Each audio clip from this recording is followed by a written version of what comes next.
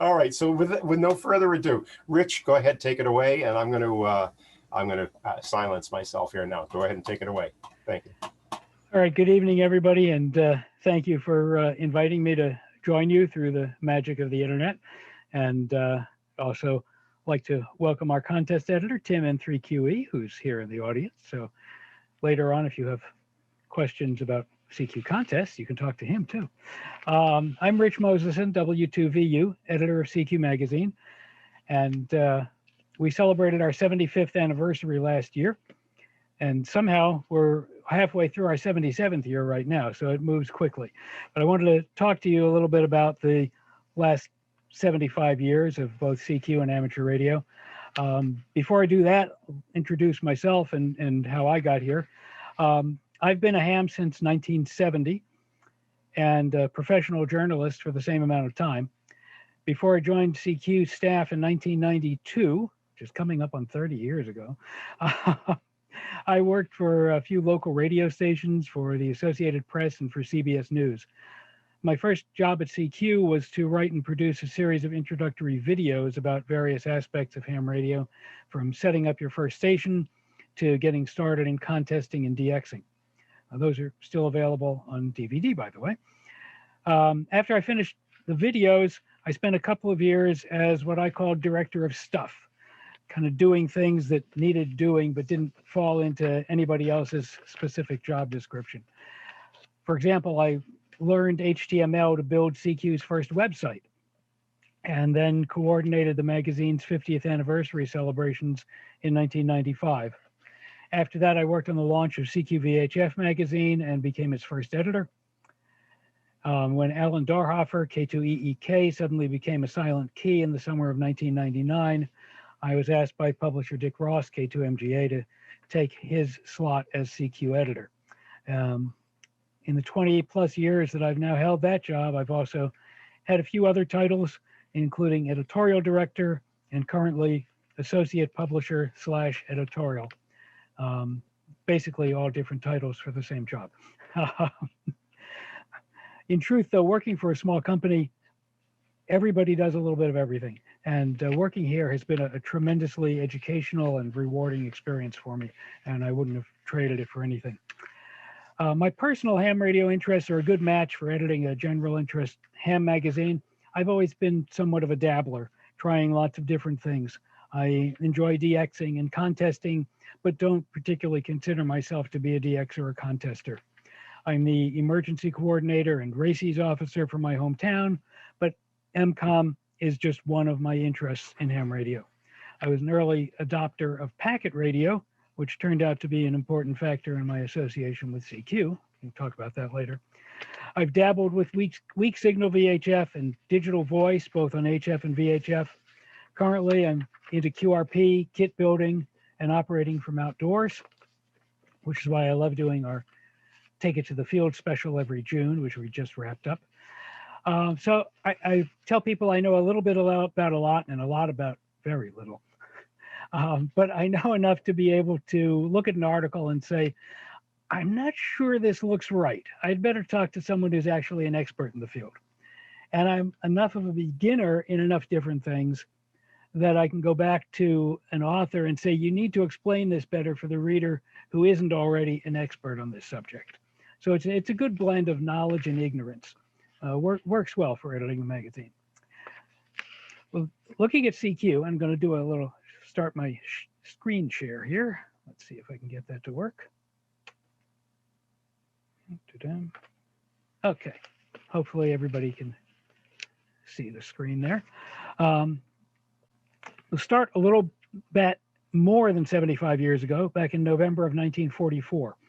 World War II was still raging, with Allied forces fighting their way across Europe and from island to island in the Pacific. Amateur radio doesn't exist, except in the form of WERS, the War Emergency Radio Service, which is kind of a forerunner of today's races. But as the tide of war turned in favor of the Allies, former hams were starting to dream of its return, as were radio men and military units who had begun to fall in love with the idea of exchanging messages without wires. It was estimated that the post-war ham population could grow to 250,000 versus some 60,000 before the war. In New York City, there were two magazine men, Sanford Cowan and John Potts, and they're preparing to help bring that dream to life, working on the first edition of a brand new ham radio magazine, CQ, which if I can get this to do its thing, will change pictures. Okay.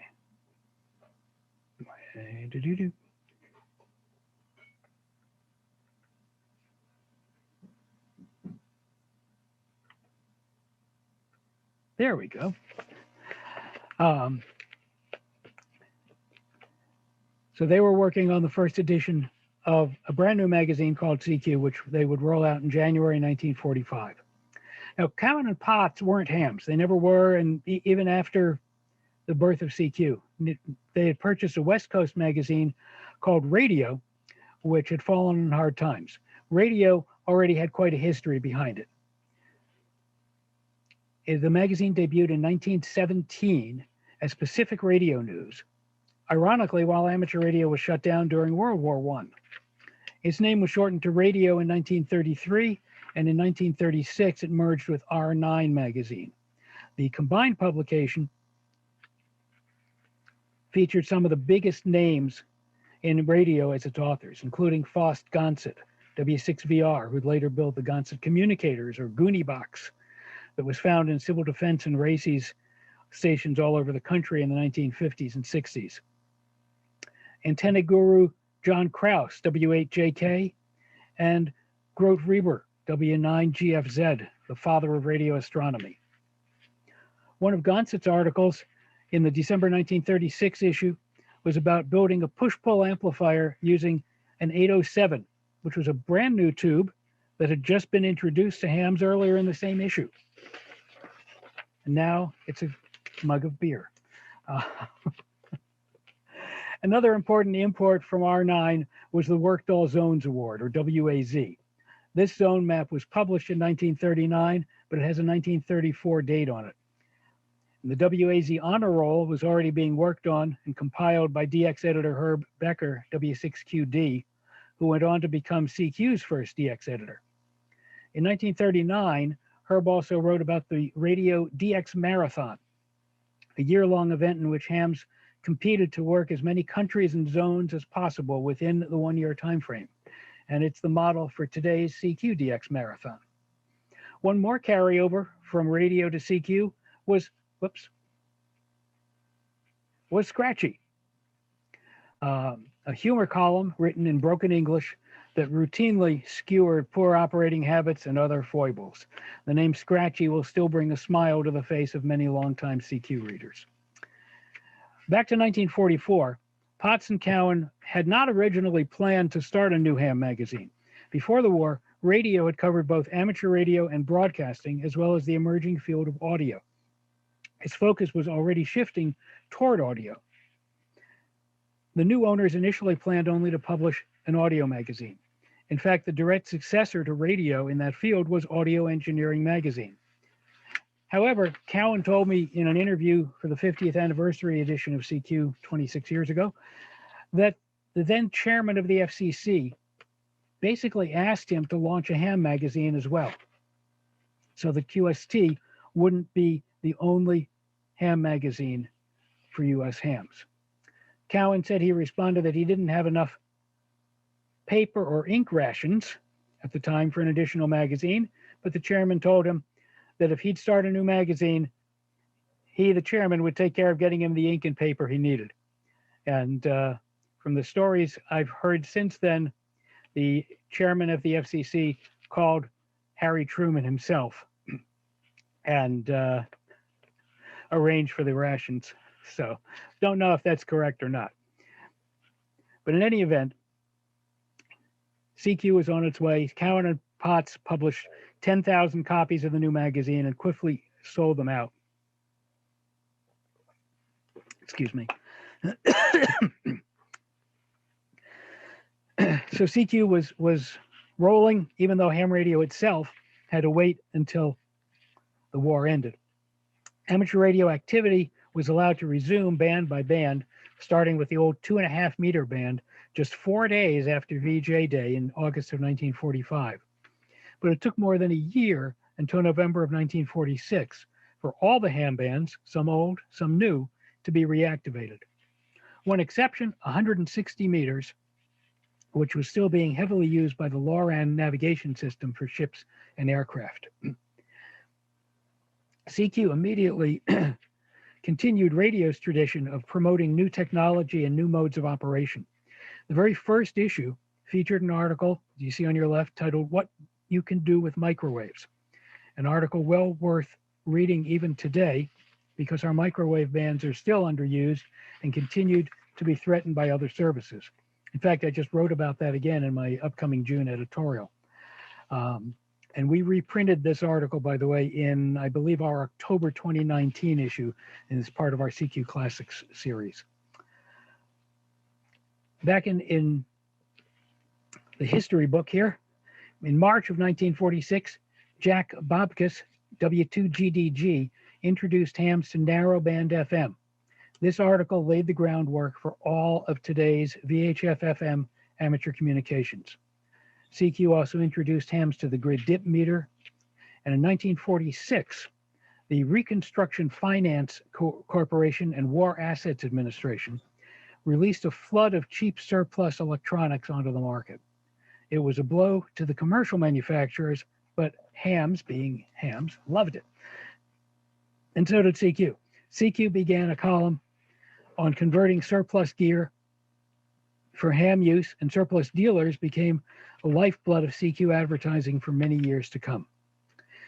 CQ also devoted itself early on to taking the mystery out of propagation forecasting.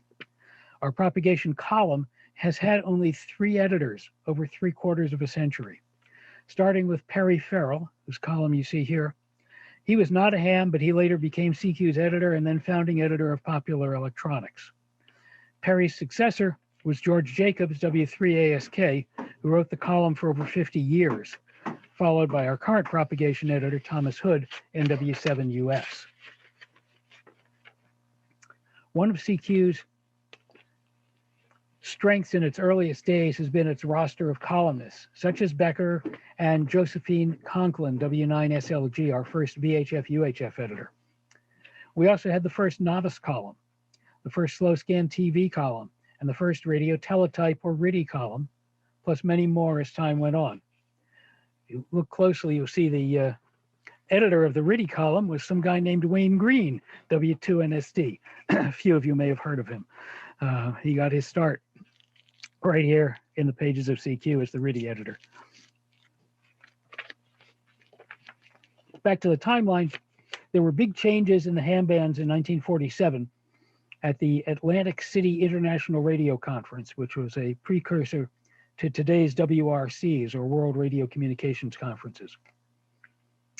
The Atlantic City Conference approved a new ham band for 15 meters, but it reallocated sections of 80, 40, 20, and 10 meters to other services. If you've ever wondered why 20 meters stops at 14,350, or why 10 meters stops 300 kilohertz short of 30 megahertz, that's why those chunks of bands were taken away in 1947. In 1948, Bell Labs introduced the world to transistors, but it took a while for them to catch on among hams. QST said, and I'm quoting, "It doesn't appear that there will be much made of transistors in amateur work, unless it's in portable and or compact audio amplifiers." In 1953, Raytheon ran ads offering cash prizes for developing applications for its CK722 transistor. And in 1954, CQ ran an article titled "First Experiments with Transistors." We reprinted this article also in our CQ Classic series in the October 2019 issue. That article led CQ to starting the first semiconductor column in any ham magazine in December 1957. And it was in that column a few years later that Don Stoner, W6TNS, wrote about plans to launch a transistorized repeater in a balloon and asked, somewhat tongue-in-cheek, Can anyone come up with a spare rocket for orbiting purposes? It turns out someone at Lockheed did, and that started the ball rolling for the launch of the amateur satellite program in late 1961. CQ was also the first ham magazine to have a space communications column. It was written by George Jacobs, our propagation editor. He and Don and Bill Orr, W6ASI, were all deeply involved in Project Oscar. In the early 1950s, we saw the growth of single sideband and mobiling, along with a major change in amateur licensing. In 1951, the FCC replaced the old Class A, Class B, and Class C licenses with advanced, general, and conditional classes, and created a new amateur extra class license, which interestingly had no additional operating privileges, along with the technician license that had all privileges above 220 megahertz, and the one-year non-renewable novice license with HF privileges on 80 and 11 meters, limited to Morse code, crystal control, and 75 watts maximum power. Oh, and phone privileges on parts of 2 meters. 7 years later, of course, 11 meters was withdrawn from ham use to open the door for CB. Of course, the late 1950s saw the peak of solar cycle 19, the most active sunspot cycle of the radio age. It was accompanied by some of the best DX ever. W3ASK's March 1956 article on once-in-a-lifetime conditions was republished in our January 2020 75th anniversary issue, along with Don Stoner's Spare Rocket column, and recollections from both of them, who were both very active in the early amateur satellite program. Those recollections were published in our 1995 50th anniversary issue. George is still with us, by the way. Don, unfortunately, is not. The early 1960s saw more transistors showing up in ham gear, more single sideband rigs, and the first nibbles by Japanese manufacturers into the US ham market. Much of the decade, though, was dominated by debate over so-called incentive licensing, a still controversial move proposed by the ARRL in 1963 and not decided by the FCC until 1967. Incentive licensing subdivided most of the HF ham bands by license class, giving exclusive allocations to advanced and extra class licensees, and taking away some privileges from general class licensees. Many generals never forgave either the ARRL or the FCC for the change, and they're still bitter about it today. The 1964 Alaska earthquake demonstrated ham radio's continued importance in emergency communications. We seem to need one of those, something like that every few years to remind people that we work when nothing else does.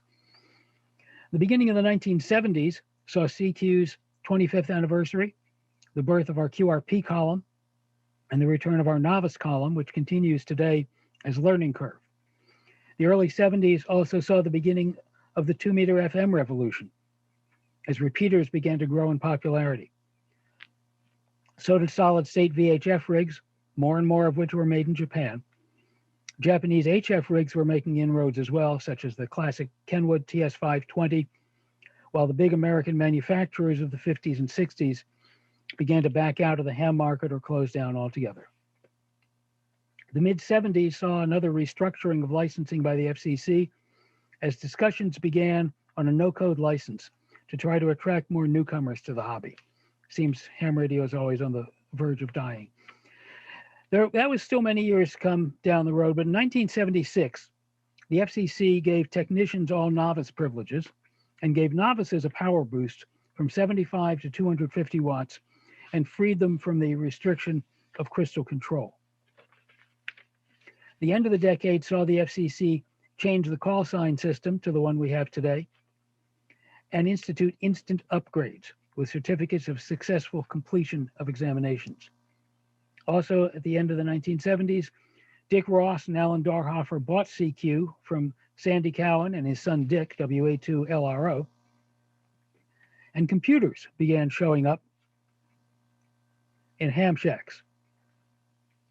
The biggest event of the late 70s, though, was WARC 79, the World Administrative Radio Conference, that eventually gave us 3 new HF bands at 30, 17, and 12 meters, still known today as the WARC bands.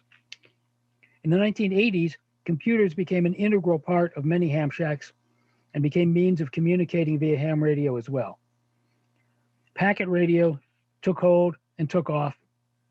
CQ introduced a packet column written by Buck Rogers, K4ABT, and offered the first comprehensive user's guide to packet. I know because I wrote that. And that was my beginning of my association with CQ. So that's why I mentioned earlier that getting involved in packet was critical. I remember the story there was that I had set up my packet station and I could not figure out how to make any contact with it. Everything was connected properly and it just wasn't decoding packets and couldn't figure it out. I get my CQ in the mail and it's the RIDI special with a big burst that said, including packet radio. And I said, oh, great, I'm going to figure out how to work this. But no, it was all about how packet works, which I already knew. I'd been working with Dick Ross as the chairman of the ARRL's Public Relations Committee on what was to become the Archie ham radio comic book, if any of you remember that.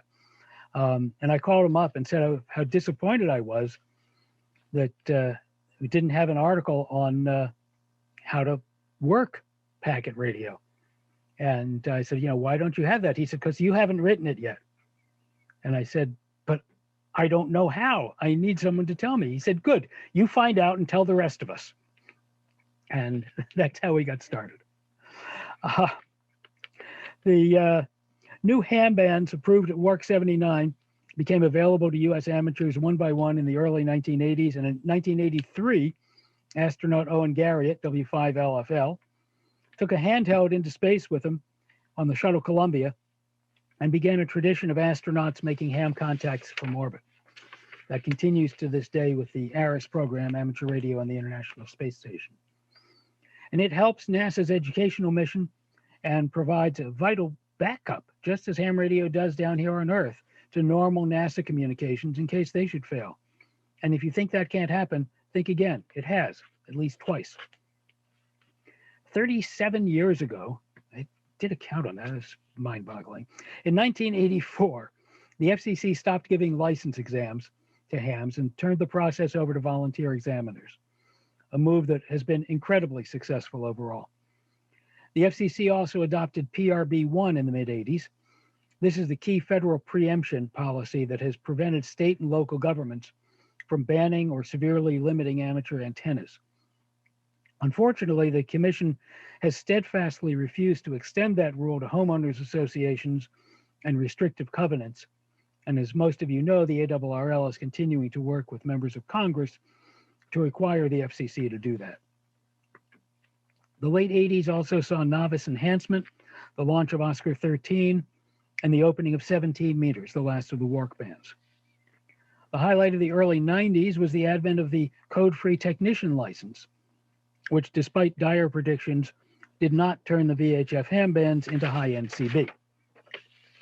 In 1995, CQ celebrated its 50th anniversary. A forward-looking article in the 50th anniversary edition predicted that 20 years in the future, the very nature of our personal communications will be quite different from the current exchange of verbal or coded greetings. Research in telepresence and virtual reality will ultimately yield technologies that will allow us to personally visit our contacts using remotely controlled robots with steerable cameras and tactile sensors, plus data gloves with tactile feedback. We'll be able to look at, see, and even touch our contact's rig, look out at the weather, and perhaps even get a sense of his or her neighborhood.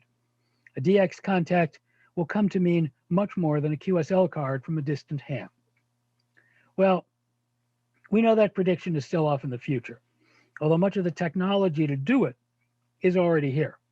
We may not be able to visit a contact's neighborhood through our radios, but we can via Google Maps while still talking to them and get the street view or satellite view. Where have we gone on ham radio in the past 25 years if we haven't gone to telepresence? Well, the late 90s saw handheld two-way radios take over the world, so to speak, as cell phones became ubiquitous and supposedly posed yet another threat to the future of ham radio. Last year, I saw an article in a newspaper in Illinois that referred to ham radio as a dying hobby and quoted a ham, who'd only been licensed since 2014, as saying that younger people are too involved with cell phones and are missing out on a lost hobby. The truth is that the incredible growth of the internet and the World Wide Web, rather than threatening our hobby, have enhanced it. The ranks of hams today are at all-time highs. According to the ARRL, as of last Friday, there were 779,452 active individual licenses in the FCC's database. Remember that 250,000 figure that people hoped for after World War II, 3 times that. And it's also 16,000 more than last year at this time.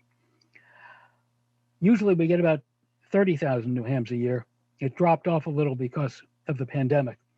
So when you consider the past year, 16,000 is really amazing with the difficulties of holding license exams and classes and things like that. So the amateur radio hobby is hardly dying or lost. And as I've pointed out many times in many talks, ham radio has been successfully dying for the past 75 years. Over the past 25, what's been old has become new again. In addition to radio once again being called wireless, interest in building and making things for our ham stations has blossomed. Interest in vintage gear remains high, and so does the idea of mobile and portable operating, as tiny transceivers make it easy to take a portable ham station with you almost anywhere you go. In our June issue, Joe Eisenberg, K0NEB, will be writing about the QRP Labs Mini, which is a tiny transceiver that you can put in your pocket. Think about that. Plus, internet technology is making it easier than ever to connect remotely with a ham station in another location and get on the air from wherever you happen to be. Remote multi-op and multi-distributed contesting are with us to stay. Smartphones and tablets are continuing the integration of amateur radio and internet technology that began back in the 80s and 90s. Digital voice is making inroads similar to the early days of single sideband, and your favorite ham magazines are available in your choice of print or digital editions. We have 2 new bands, above 200 meters for the first time in a century. Microcontrollers are making their way into just about everything we have in our stations, and Joe Taylor's JT and FT modes have totally revolutionized DXing, contesting, and weak signal VHF modes. You may or may not like them, but there's no denying their huge impact and their role in keeping DXing active during our current sunspot minimum. Throughout its history, CQ has promoted DXing and contesting as key elements of amateur radio, keeping it fun and building the skills you need for most other aspects of hamming. We followed the DXpedition exploits of Danny Weil, VP2VB, Gus Browning, W4BPD, and the still controversial Don Miller, W9WNV. We also recognize that stay-at-home hams for their achievements. As we mentioned earlier, the Workdoll Zones Award and the DX Marathon precede CQ itself. The current DX Marathon, now in its 16th year, is based on the original one, all year long, score based on number of countries and number of zones worked, period. No multipliers. But there was another DX Marathon that was squeezed in between, with activity packed into a single weekend. After its first year, it was renamed the CQ Worldwide DX Contest, and it has grown into the world's most popular ham radio contest, and as far as we can tell, the world's #1 participation sporting event. The CQ Worldwide now has 3 weekends for HF competition, broken down by mode, CW, phone, and RIDI. It has since been joined by the WPX contest, the world's 2nd most popular, also with separate phone, CW, and RIDI weekends, and by the CQ Worldwide 160-meter contest, the CQ Worldwide VHF contest, and the CQ Worldwide Fox hunting weekend. On the awards side, WAZ has been joined by the CQ DX Awards, including the relatively new, as in like 15 years, DX Field Award and the introductory IDX Award. The WPX Awards and the incredibly challenging USA Counties Award, or USACA. WAZ besides being the second oldest active ham radio award, the oldest, by the way, has worked all continents, is considered the crown jewel of DXing awards, perhaps because there is no introductory level for this award. The basic award, you have to work all 40 zones to qualify. In 1967, CQ introduced the CQ DX Hall of Fame to recognize the creme de la creme of DXers, followed by the Contest Hall of Fame, and much later, the Amateur Radio Hall of Fame. We'll be announcing this year's inductees into all three in our July issue. While CQ has always promoted these core elements of amateur radio, it has also been a leader from the start in promoting new modes, bands, and activities, as we've demonstrated here. Today, we have the only column devoted to operating 630 and 2200 meters, a slide that was out of sequence, the only microcontrollers column, and the only kit building column. Plus, our feature articles regularly explore remote operating, new digital voice modes, and new data modes. We're the leading magazine for QRP and portable operating enthusiasts, and focus on practical, useful construction projects. We were also the first ham magazine to introduce a digital edition, and now we've expanded the scope of our contents to cover the entire radio hobby, beyond the traditional borders of ham radio. And we continue, I missed a couple here. We continue, there we go, to promote getting more young people involved in amateur radio through our long-term commitment to the Newsline Young Ham of the Year Award, which we've been a co-sponsor of for over 20 years, encouraging articles by young hams, and our current editorial support for the upcoming first ever Youth on the Air camp on this side of the Atlantic. We all need to do more to continue encouraging young women in particular to join the ranks of ham radio, along with encouraging them to pursue careers in science and technology. That's where ham radio and CQ have been for the past 75 years. Where do we go in the next 75? Well, for starters, along with ham radio itself, we have every intention of continuing to be here for at least the next 75 years. We plan to continue both our print and digital editions, and to continue our focus on leading ham radio in new directions, encouraging building with practical projects, helping hams improve their skills in emergency and public service communications, encouraging time on the radio through ever-evolving award and contest programs.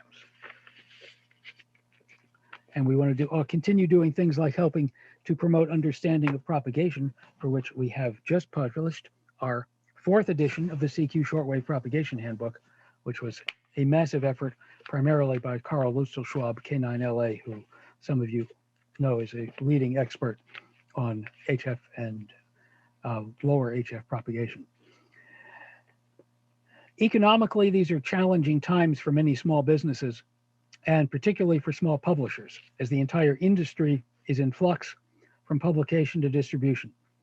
Advertisers have to spread their resources across new media outlets as well as traditional ones.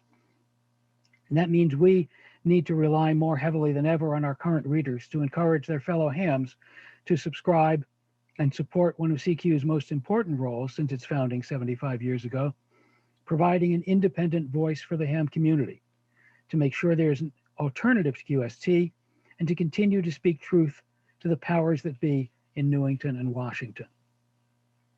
Where will ham radio be heading in the coming years? Will we be virtually visiting our contact stations in neighborhoods through virtual reality, as predicted back in 1995? Maybe, maybe not. But I can guarantee you this. We probably can't even imagine what our hobby will look like 75 years from now, just as our predecessors in 1945 could not possibly have imagined the state of our hobby today. From making digital contact with stations we can't even hear, to having an active ham station aboard an orbiting space station. Meanwhile, we at CQ will continue working every month to remain true to our original mission statement, as valid today as it was 76 years ago, to be a magazine for the radio amateur with a particular invitation to the newcomer, a magazine that will stick with the ham long after the parts of his first rig are dust-laden in the junk box, and is a monthly refresher course for the old-timer.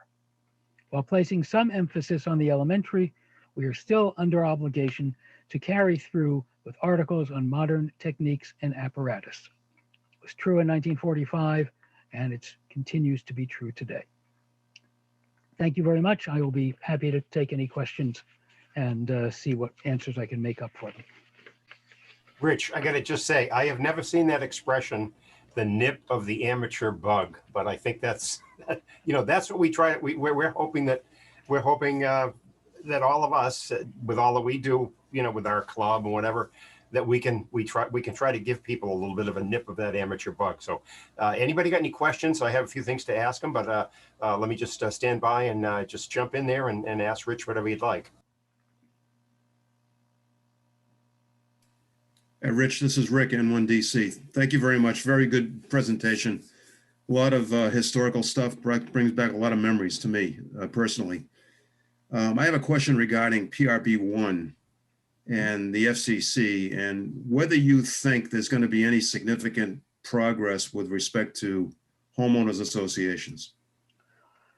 That is going to be up to Congress. The Commission has made clear over and over again since 1985 that it considers covenants and homeowner association contracts to be private contracts, and that it is not going to interfere in private contracts without being told to by Congress. And this has been the case through a variety of people being on the commission and leading the commission. So unless Congress acts to tell the FCC that it must apply the precepts of reasonable accommodation to restrictive covenants and homeowners associations, then that's not going to change. My guess is that once Congress does that, if they do it, the commission would probably move fairly quickly on it. But, we have to continue to push Congress. I'm not sure what the current version of the Amateur Radio Parity Act is. I see we have K1VR here. Fred, maybe you can enlighten us on the current status of that legislation, if you know whether it's been reintroduced or and what its status is. Fred, you're muted. Okay. Go ahead, Fred. Yes, I do know. With N5AUS and I have been drafting the bill that will be submitted. It's been relabeled the Amateur Radio Emergency Preparedness Act. It has gone through the Office of Legislative Counsel in the U.S. Senate, which means that it's now in a format acceptable to the General Counsel for the Senate, basically. And we need to make some final touch-up changes because Legislative Counsel made some word changes without realizing that a few of those word changes had very substantive impacts. So we got to rewrite it just a tad. That's currently planned for Wednesday afternoon. We expect the bill to be dropped, if not this month, in early June. And it's a very different bill than last time around. Does that answer your question, Rich? Absolutely. Thank you very much. Pleasure. Always great to have people who actually know what's going on. Rick, does that answer your question? Yes, it does. Thank you, Rich, and thank you, Fred. Pleasure. I have a question. Yes, sir.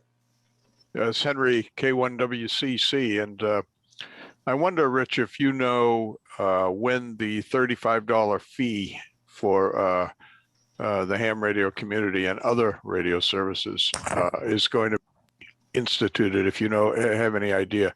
It seems to be on hold right now. That includes things like GMRS licenses as well as amateur licenses. So, and congratulations on your magazine. I love it and have subscribed for a long time. I really enjoy it.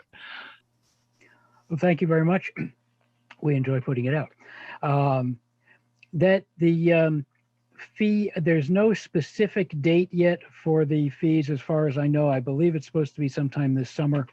It has to be published in the Federal Register, and it's 30 days after publication in the Federal Register, whenever that may be.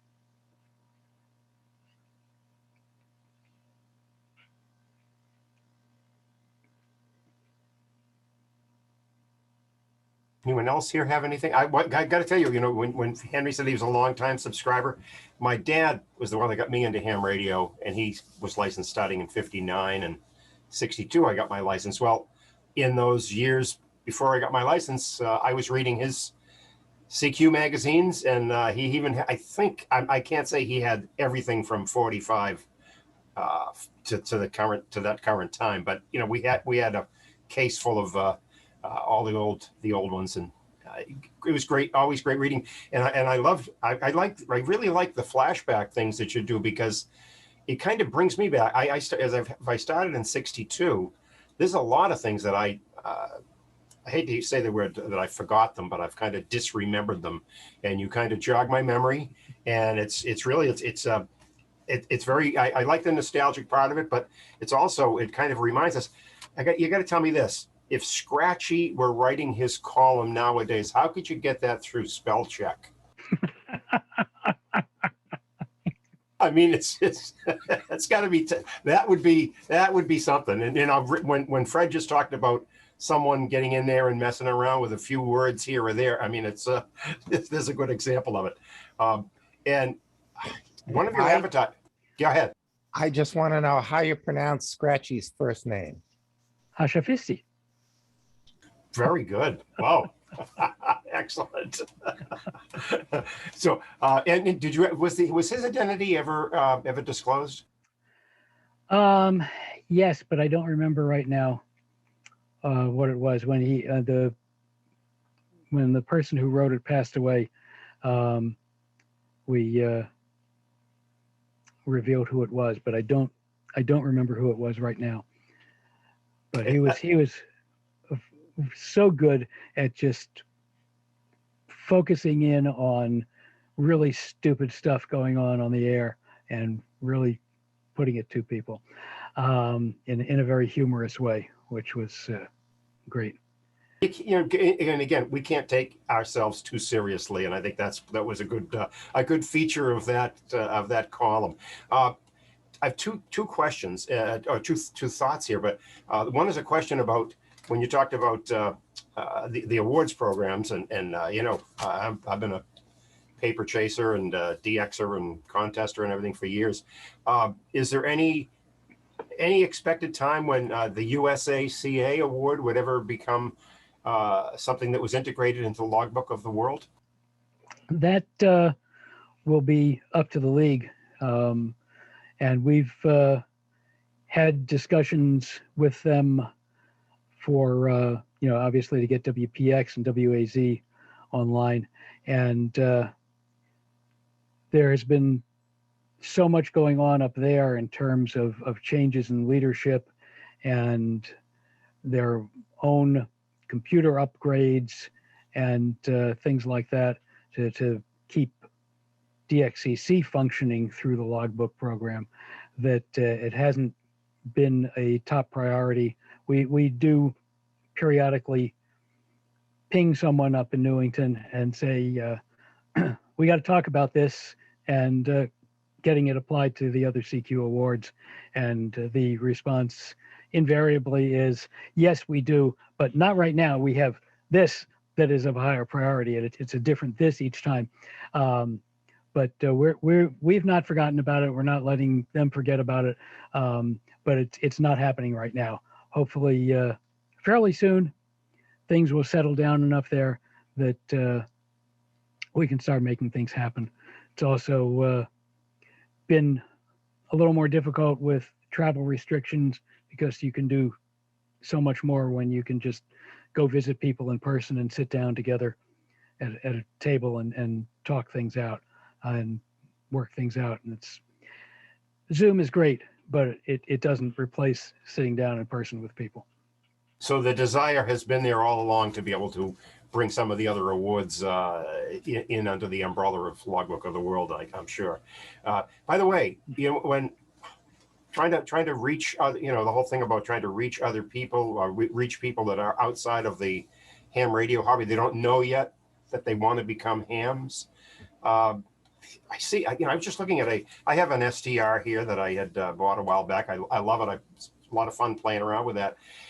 But there's been some videos lately of these ridiculously low priced SDRs for like under $30, and we can copy the full spectrum, some better than others. But would that be the idea of, how like we do things with favorite lists of favorites and things like that? Well, would it be something that it would be worth exploring, like having somebody try to set up something where if somebody starts to look up what to do with their SDR, if somebody has already taken the time to build a whole list of ham radio favorites, like all these frequencies on the HF bands and VHF and city by city or whatever, maybe some of this is out there, but I don't think enough of it is out there to say when someone buys an SDR, hey, maybe it's going to open the window for them, but they probably need a little nudge. You write it, we'll publish it. I knew that was the Dick Ross answer. That's the Dick Ross answer. I know. I've learned a lot from him over the years. So, going back to your original comment about the CQ Classics, that has been one of my favorite things to do over the last couple of years. Not even so much to bring up the nostalgia, but realizing the innovation that has been presented in the pages of CQ, not exclusively to CQ. Obviously, there's a lot that has been in other ham magazines as well. But just to look at the innovation that has been brought to the world of electronic communication by the ham radio community and continues to this day. We're not a vestige of the 1960s. That innovation is continuing today with things like SDR and stuff like that. It's just this continuum of really incredible stuff that has been developed and advanced by hams and shared with the rest of the ham community through the pages of all the ham radio magazines. Obviously, CQ is my favorite, but it's not the only one that has had innovative stuff. So, Rich, this is Marty, M1VH. A question on just the distribution of CQ magazine. I know the physical media, the magazine itself has been a challenge with the mail at times. What's the popularity been through Zinio? And has there been any thoughts of either a standalone app or an enhanced website for archive issues and things like that? We currently have, I think, between a quarter and a third of our subscribers are digital. And people have strong preferences one way or the other. That's something that I've learned over the last several years, almost 10 years now that we've been doing the digital edition as well as the print edition. And people tend to really either love digital or love print, but very few of them are ambivalent. And it's our intent to keep it both available for the foreseeable future, to be able to do that. As far as an app or enhanced website, those are wonderful ideas. It takes people power. And we're functioning with a pretty small staff. So that's not on the priority list at the moment. As far as archived issues, we do have them available through hamcall.net.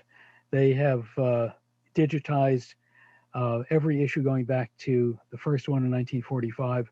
It's where a lot of the pictures of the old issues that I had in my slide presentation came from that site. It's easily accessible through hamcall.net/CQ. It's a subscription basis based on either a day, a month, or a year. very reasonably priced, and basically certainly no more than we would have to charge someone for researching something and printing out a copy and mailing it to them. So it's a great resource that's under promoted and underutilized, but people should do that. You can search for free and see the first 10 pages of every issue, so you can see the table of contents to determine whether what you found in the search is what you're looking for. Okay, thanks. Rich, is there a, and I think I had looked this up before, but then I never really found an answer. Is there any kind of a collection of Gus Browning's, all of the columns that he had written throughout the years, or the ones from Don Miller? Because I find that stuff fascinating. And it was funny when you put that picture up there of Don Miller, and a bunch of us from this group have met him a few times out there in Dayton when he resurfaced. Mm-hmm. You know, always had some good stories. But one of the pictures that you had there was a picture of him on Maria Teresa, and I've just been spending a little bit of time lately trying to find that, and you know, I think we all know that it does not exist, but it was, I mean, I love the stories. And is there any idea if you're thinking of putting any kind of a collection together of either or both of those guys?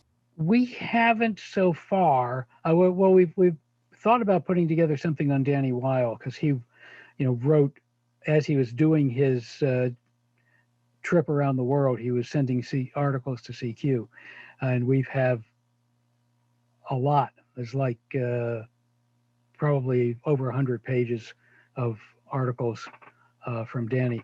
But the Yasmy Foundation just put out a collection on, I know it focused on Danny Weil, but I think it includes Gus Browning and Don as well. You can check that out and see if that may be something along the lines of what you're looking for.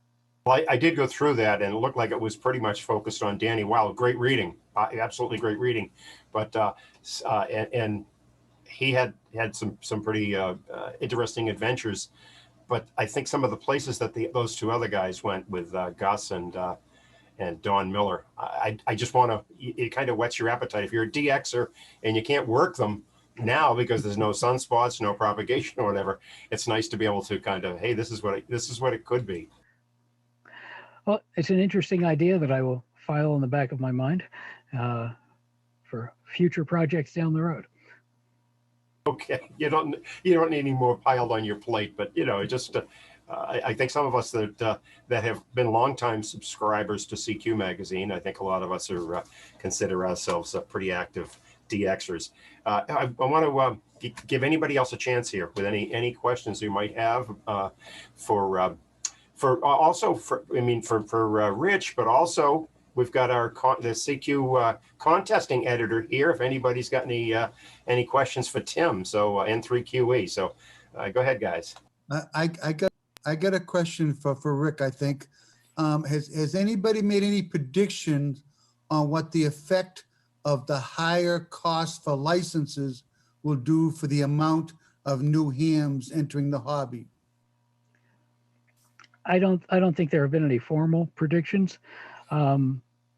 Obviously, would be ideal to continue to have no license cost, but we've had fees for the license exams forever, since they were introduced in 1984, and that doesn't seem to have put a damper on the license. I think bringing it from $50 down to $35 is a significant improvement. And a lot of other countries cost you a lot more to have your ham license and have it every year, and not broken out across 10 years for $3.50 a year. So I'm hoping that there will not be any significant impact on growth as a result of it. And I really don't think that it will. I have a question regarding that, Paul. If I could, we have, and it's an excellent question, because one of the guys in our group, he's got a group of scouts, and we're hoping to be able to work with him to help him encourage this group of scouts that he's been working with, and maybe with being able to supply them with some radios that we have. But now, if this stretches out into, let's say, the end of the summer, by the time they finish with camp and all that and take their exams, now all of a sudden all these kids that we're trying to encourage into getting into this great hobby, they're going to have to spend $50. It's still $50 if you're getting charged a $15 license fee and then a $35 fee. So that's a $50 whack that either the kids or their parents are going to get hit with. I do the VE sessions down here in my club in Florida, and we were doing 2, 4, 6, 8 a week for several months during the pandemic. But now that this announcement that the price is going up, it's just dropped off a cliff. I haven't done any in about 3 weeks. I would think demand would increase to get in there before the fee comes up. But it's hard to tell, how people would react to things. Tim, you had something you were going to say? Yeah, I have to agree with Rich. I don't think, I don't think the impact on new licensees will be large, but I think the impact on renewing licensees, especially for folks who aren't necessarily active at the moment, I think that impact can be profound. If you have right now, renewing is almost effortless. It doesn't require any money, and now it's electronic. That's great. That's helped us keep hams who have a license, keep some license. Many of them might be, not on the air very much, but they come back at some other stage in their life and they become active again. Having to pay to renew, that will probably impact the decisions of people who aren't currently active, but hold a license. And my prediction is that the new licensees effect won't be large, but the lack of renewals will be profound in some communities. Good point. That's a very interesting perspective. I hadn't thought of that at all. Many of us spent a good time away from the hobby, or just peripherally, just occasionally active. It's those folks who will be most impacted by the decision, should I pay to renew or not? And that's, one of the invisible growth areas in ham radio is because it doesn't show up in the numbers. People who are inactive for decades sometimes, but keep their licenses up, and then they retire, or their kids are finished with college and they don't have to pay tuition, so they have some money for gear, and they get back on the radio and get active again. It doesn't show up in the numbers, but it does show up on the bands and contest logs and things like that. It's a hidden growth area.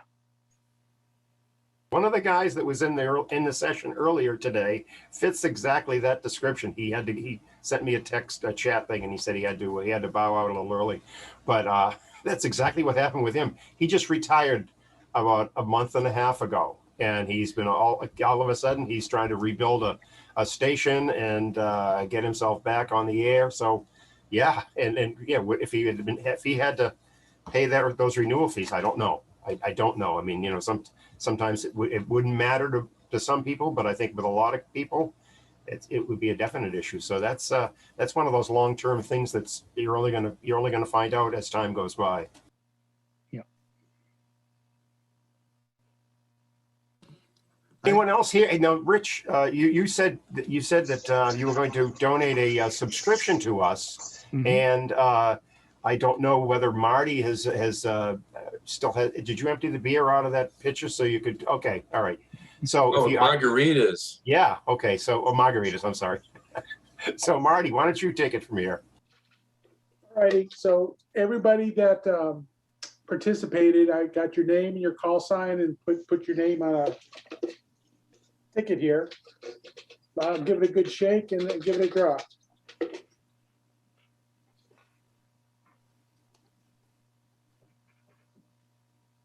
And tonight's winner is Len, K1ZMD, or N1ZMD. Did I have that right? All right, Len. Hey, great. I don't know if you can see the writing. You're muted, Len. Click on here. Can I be heard? Yeah, okay. Marty, thank you very much. Pi, I think you should pull another drawing. I'm one of those lucky people that get CQ magazine every month in paper, which is the way I like to read it. So I wish to donate that freebie to someone else in the club, or a new ham who just passes the test, either way. But thank you very much. I appreciate that. So the point is, we make sure that we want to make sure you're reading CQ, and obviously you are. So we'll give it back to Marty then. Go ahead. All righty, so I'll pull another one.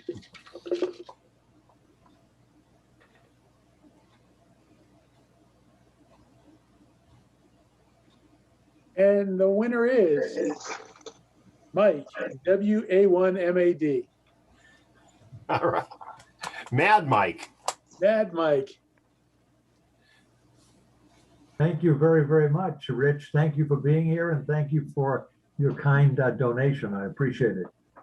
It's our pleasure, Mike. And if you can just pass along to Marty or Pi your email address, and they will pass it on to me, and I will pass it on to circulation to get a digital subscription started for you. I'm sure they have my number and my address. And it's in the post office up on the wall too. Thank you. Okay. By the way, I just want to mention, talking about subscriptions, we have our Spring Fever subscription special going on right now with special rates for both print and digital. So if you're not Mike and didn't just win a free subscription, I encourage you to go to our website and take advantage of our Spring Fever special to either get a new or renewed subscription to CQ.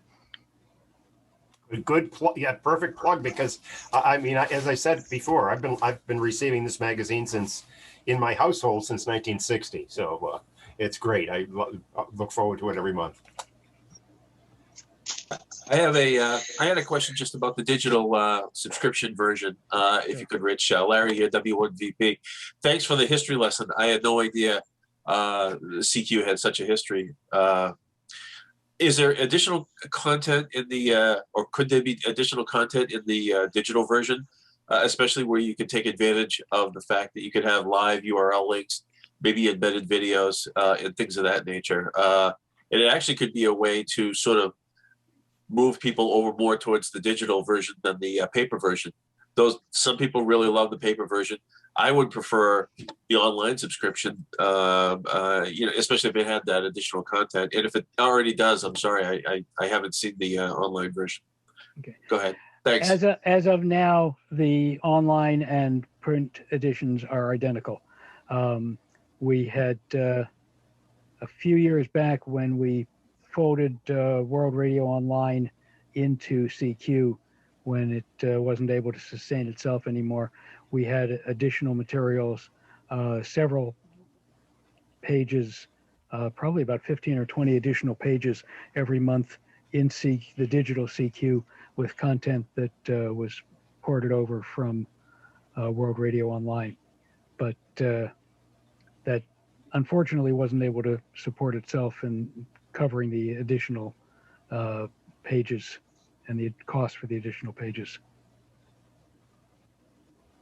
As far as live hot links, those are every link in the in every article and every ad is live, so you can click on it and go to that URL.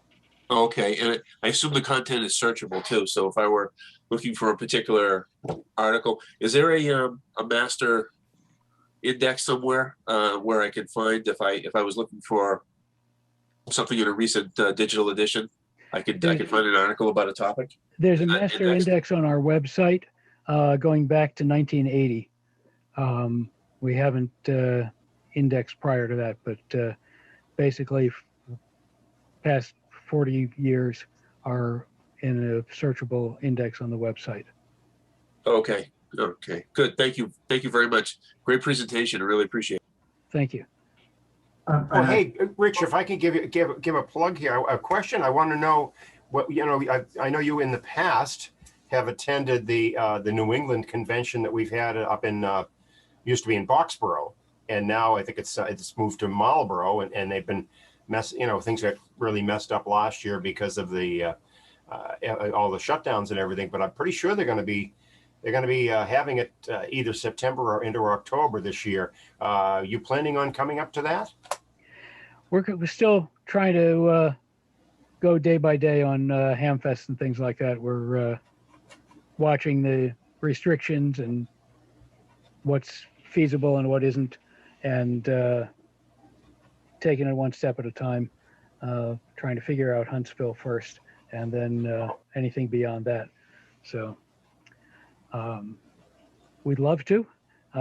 We just got to see how things play out in terms of health, travel restrictions, etc. Okay, good. Well, that's fair enough. I mean, everybody's chomping at the bit here, so that's just to be able to get out and get together safely, but to do things. So let's hope so. Pi, didn't they just announce that it was on for sure or not? That's why I was asking Rich. Yeah, because I thought they had a date and everything, right? Sometime.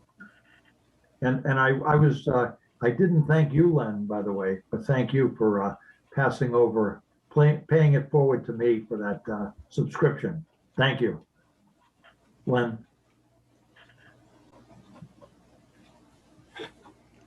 Okay, great. Thank you. Thanks. So if anybody else have anything else for Rich, because I don't want to tie you up any further here, but we really appreciate it. And I had some other things, but I'm not. One thing, when you talked about the military surplus, there's a lot of guys that became licensed, let's say in the last 15 or 20 years, that probably never were exposed to that. And that was in my early ham days, that was the thing, because we had, I think one of your advertisers was John Meshner up in Lynn. And that was a company, I mean, that was a place we used to go, maybe not every weekend, but I'd go up there with my dad every couple of weeks. We'd go up there and poke around in his place and come back with something that was painted olive drab green, and we had a cellar full of that stuff. And a lot of that was what I got my beginning in ham radio with.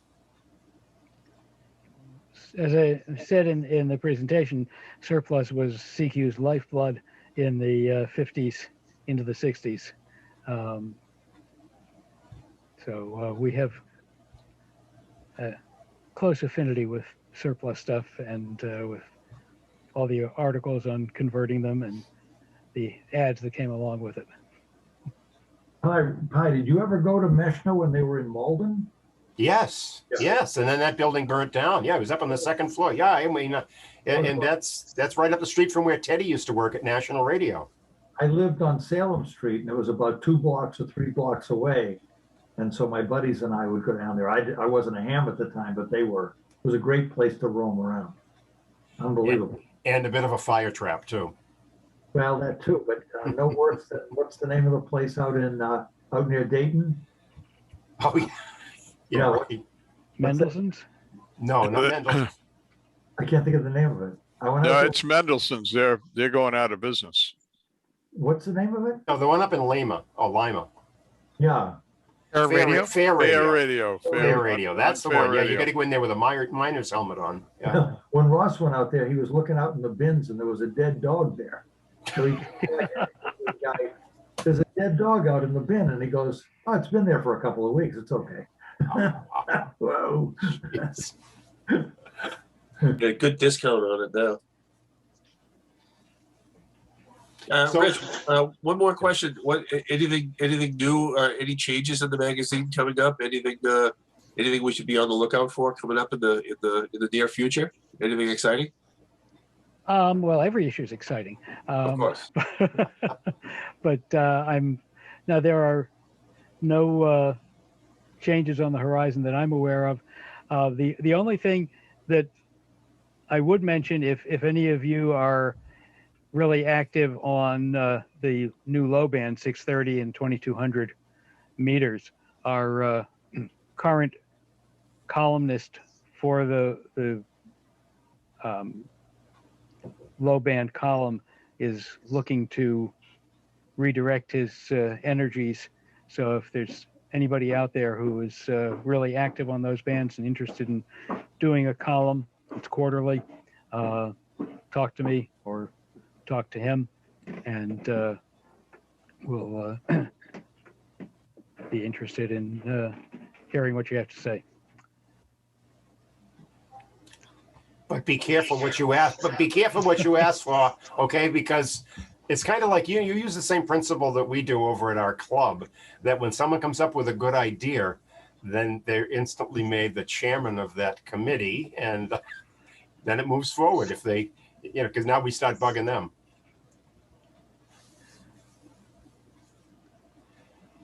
Well, thank you again. We really appreciate you taking the time here with us. And Marty has been recording, so we will, in all due time, we'll get that up on our YouTube channel, and we'll be able to, other people that weren't able to get on tonight will be able to see it. Well, thank you for the invitation. I really enjoyed it, and enjoyed seeing those of you who I know and meeting those of you who I didn't before. Now I do. Great. Well, again, thank you so much. We appreciate it.